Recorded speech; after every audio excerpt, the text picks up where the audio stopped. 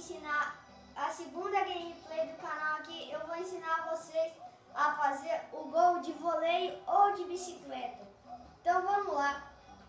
Para vocês fizerem esse gol, vocês vão jogar pro escanteio assim. Aí depois, ó, eu vou colocar o Benzema e vou tacar assim.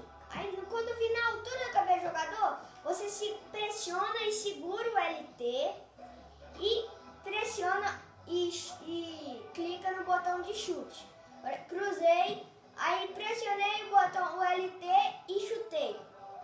Aí o botão LT significa um chute de firula. Por exemplo, quer ver? Aí ó, gol, sai esse gol. Quer ver? Eu vou chegar aqui, olha só. Se eu pegar aqui, eu peguei o Benzema, aí eu vou segurar o LT. LT, apertei o botão de chute. Não aconteceu nada. Mas de vez em quando eu toco assim também, ele faz alguma manobra com o toque, assim. Eu não sei, eu acho que pra fazer esse negócio de toque, olha lá, de bike, assim. Acho que precisa apertar o LB. Quer ver? Pera aí, deixa eu testar aqui. Peguei Bale. Aqui. LT, será que é o LT? Ou é o RB? É o RB, ó, tá vendo? Você pega o RB e fica tocando, fica chutando. Então, galera, é isso que eu queria mostrar pra vocês, como fazer o gol de bike ou de voleio. E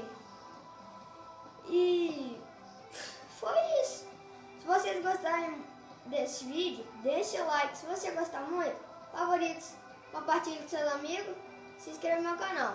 Falou e tchau! E se você quiser mais gameplays no canal aqui, é só você deixar o tapa no dedão que eu vou continuar trazendo de outros jogos, porque eu tenho vários jogos aqui em casa. Ao decorrer do possível, eu vou fazer da vontade de vocês, beleza? Então falou e tchau!